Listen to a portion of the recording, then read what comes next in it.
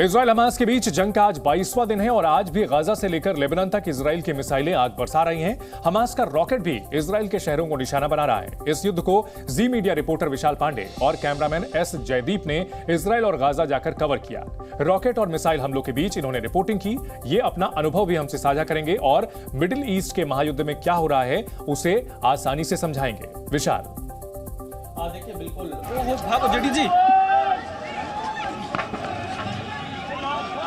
JD जी गाड़ी में चले, गाड़ी की तरफ आओ, गाड़ी की तरफ आओ। ओहो भागो जेडी जी गाड़ी में चले, गाड़ी की तरफ आओ। हमारे साथ हमारे सहयोगी विशाल और कैमरामैन एस जयदीप भी हमारे साथ जुड़ चुके हैं। विशाल, आपके मन में क्या भाव आया जब आपने युद्ध के मैदान में आगे बढ़ते टैंकों को देखा? मेरा ख्याल है आप उस जगह पर पहुंचने वाले पहले रिपोर्टर थे जब गाजा की ओर टैंक बढ़ रहे थे।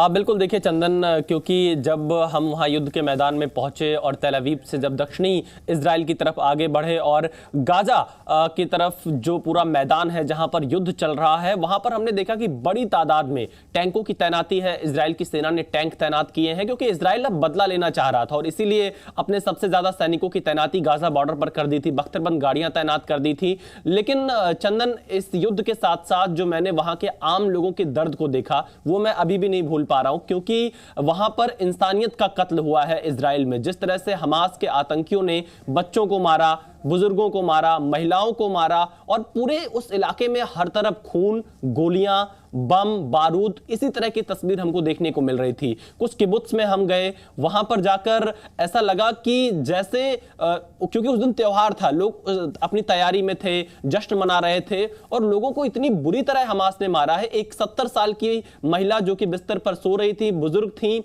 उनको पहले गोलियों से भूना, फिर उन्हें उनके बिस्तर से खींचते हुए बाहर तक लेकर आया और जब मैं उस जगह पर पहुंचा, मैंने देखा फर्श पर खून के निशान उस वक्त भी मौजूद थे। छोटे छोटे बच्चे धमाकों की आवाज सुनकर डर जाते थे, अपनी मां से लिपट जाते थे। कई लोग अभी भी किडनैप है जो कि हमास के कब्जे में हैं। उस पूरे इलाके में हमने उस दर्द को महसूस किया और उसके बाद जब हमने टैंकों को देखा तो मुझे लगा कि इजराइल की सेना बदला लेने के लिए तैयार है, क्योंकि इजराइल पर यह अब तक का सबसे बड़ा आतंकी हमला हमास की तरफ से किया गया। चंदन जी बिल्कुल, आपसे विशाल, ये जो तस्वीरें भी हम दिखा रहे हैं, हम लगातार देख रहे थे कि आप जब रिपोर्टिंग कर रहे होते थे अचानक से सायरन बजने लगता था। रात में सोते हुए भी बताते हैं कि वहां पे आप लोगों ने बताया था कि वहां पे सायरन बजता था, अचानक से भागना पड़ता था। ये जो तस्वीरें थी ये कैसी थी, उस वक्त का अनुभव क्या था, ये बताया हमारे दर्शकों। चंदन, देखिए, इजराइल की जिंदगी का एक ये हिस्सा बन चुका है 7 अक्टूबर के बाद। हालांकि पहले भी वहां पर बहुत सारे ऐसे एहतियात के लिए चीजें बरती जाती थी, लेकिन 7 अक्टूबर के बाद कब हर 10 मिनट बाद सायरन बज जाए और आपको 10 सेकंड मिलता है जब बंकर की तरफ भागना पड़ता है। आप खाना खा रहे हैं, आप सो रहे हैं, आप कहीं पर बैठे हुए हैं, आपको तुरंत बंकर में भागना पड़ेगा, क्योंकि रॉकेट ये नहीं देखेगा कहां पर आकर गिर रहा है। अगर आयरन डोम उसे रोकने में असफल रहा तो रॉकेट आपके आसपास गिर सकता है, जिससे आप घायल हो सकते हैं, आपको और ज्यादा नुकसान हो सकता है। और यही मैंने वहां के लोगों में इस डर को देखा। मैं जब खाना खा रहा था, रात का समय था, तो उस समय सायरन बजा और मैं बंकर की तरफ भाग रहा था, लेकिन उससे पहले भूमध्य सागर की तरफ आकर वो रॉकेट गिर गया।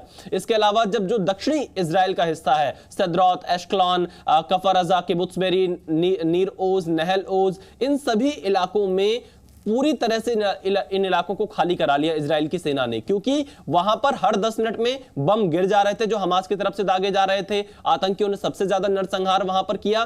तो इजराइल के लोग डर में जी रहे हैं, खौफ में जी रहे हैं। उनके चेहरों पर वो डर देखा जा सकता है, क्योंकि अभी भी उनके अपने हमास के कब्जे में है। वो सुरक्षित हैं, नहीं है, जिंदा है या नहीं है, ये उन्हें जानकारी नहीं है। और इसीलिए इजराइल की जनता बार बार ये मांग कर रही है कि उन्हें जल्द से जल्द वापस लाना चाहिए। और ये युद्ध चंदन बहुत लंबा चलेगा, क्योंकि इजराइल की जनता से, इजराइल की सेना से जब हमने बातचीत की, क्योंकि सेना के लोग कैमरे पर नहीं आना चाहते थे, पर नाम ना बताने की शर्त पर उन्होंने बताया कि इस हमले का बदला हम जरूर लेकर रहेंगे। हमें गाजा पट्टी के अंदर घुसना पड़े तो हम घुसेंगे, बस हमें पॉलिटिकल क्लियरेंस का इंतजार। जी बिल्कुल, कहा जाता है कि इजराइल की जो फॉरेन पॉलिसी है उसमें एक चीज साफ है कि ना भूलते हैं ना माफ करते हैं। जेडी जी, अगर बात की जाए, जो तस्वीरें आपने भेजी, यहां देख करके निश्चित तौर पर हम सिर्फ अंदाजा लगा सकते थे कि वहां पर हालात कितने भयावह थे, लेकिन जब उन तस्वीरों को आप शूट कर रहे थे तो आपकी मनोदशा क्या थी, आप क्या सोच रहे थे? चंदन जी, 3 चैलेंजिंग था वहाँ पे। एक था सेफ्टी, पहले हम सेफ्टी जैकेट पहनना है, हेलमेट पहनना है। दूसरा है सावधानी से कि हर 10 मिनट में वहाँ सायरन बजता है और 10 सेकंड के अंदर भागना पड़ता है बंकर में, नहीं तो वहाँ लेटना पड़ता है, नहीं तो बैठना पड़ता है। तीसरा है अच्छे से शूट करना, अच्छे से शूट करके जनता को दिखाना। ये 3 चैलेंजिंग था मेरे लिए वहाँ पे, क्योंकि ये जैकेट है 15 किलो का है उसका, और मेरे पास एक ट्राइपॉड था 3-4 किलो का, और एक टीवीयू थी वो पीठ में लगा के जो करता है कैमरा 3 किलो। और ये सब मिलके हमने अच्छे शूट किया, अच्छे शूट करके हमने जनता को दिखाया। ये मेरे लिए एक चैलेंजिंग यही था, क्योंकि 10 मिनट में सायरन 10 मिनट में सायरन बजता है, भागना पड़ता है, लेटना पड़ता है, बैठना पड़ता है। जी बिल्कुल, वहां पर हालात आसमान में रॉकेट उड़ रहे हों और नीचे तस्वीरें शूट करना कितना चुनौतीपूर्ण हो सकता है, और साथ में जैसा कि आपने बताया कि 15 किलो का बुलेट प्रूफ जैकेट पहन करके निश्चित तौर पर हम सल्यूट करते हैं आप लोगों के एफर्ट्स को। इस वक्त की बड़ी खबर एक अपने दर्शकों को बता दें कि उत्तरी गाजा में इजरायली सेना ने हमास के 150 अंडरग्राउंड पोजीशन पर हमला किया है। इजरायल के मुताबिक उसने हमास की सुरंगें, अंडरग्राउंड बैटल पोजीशन और तहखानों को निशाना बनाया है। इजरायल का दावा है कि इसमें हमास के कई आतंकवादी मारे गए हैं। विशाल हमारे साथ लगातार बने हुए हैं। विशाल, बताया जाता है कि जो ये सुरंगें हैं यही असल ताकत है हमास की, जहां से वो उन्होंने गाजा पट्टी के अंदर एक शहर बसा रखा है और अब इजराइल उन्हें टारगेट कर रहा है और बिल्कुल रुकने के मूड में नहीं है, जैसा कि आपने बताया कि वो बदला लेने को पूरी तरह से बेताब है। देखिए चंदन, बिल्कुल हमास की सबसे बड़ी ताकत ये टनल है जिन्हें गाजा मेट्रो भी कहा जाता है, और अब इजराइल इन टनल्स को निशाना बना रहा है, क्योंकि ये आम टनल नहीं कही जा सकती। जो मुझे जानकारी मिली, जो मुझे तमाम डिफेंस के लोगों ने बताया कि ये टनल पूरी तरह से इनका एक ऑफिस के तौर पे काम करता है। वहां पर इनके हथियार रखे होते हैं, वहां पर अंदर लाइटें हैं, इनका ऑफिस बना हुआ है जहां से बहुत सारी लोगों से ये संपर्क में रहते हैं। तो ये टनल ही, और ये टनल कोई छोटा मोटा टनल नहीं है, पूरे गाजा पट्टी के अंदर अलग अलग टनल्स बनी हुई हैं। और कुछ लोगों का तो यहां तक दावा था कि ये टनल्स इजराइल की सीमा के पास भी आकर कई जगह निकल जाती हैं, जहां पर आईडीएफ कई बार उन टनल्स को पकड़ता है, जिसे फिर बंद करता है। और एक बड़ा चैलेंज इजराइल के सामने है, क्योंकि ये टनल की पूरी दुनिया है गाजा पट्टी में, जहां से हमास के आतंकी इस टनल का इस्तेमाल कर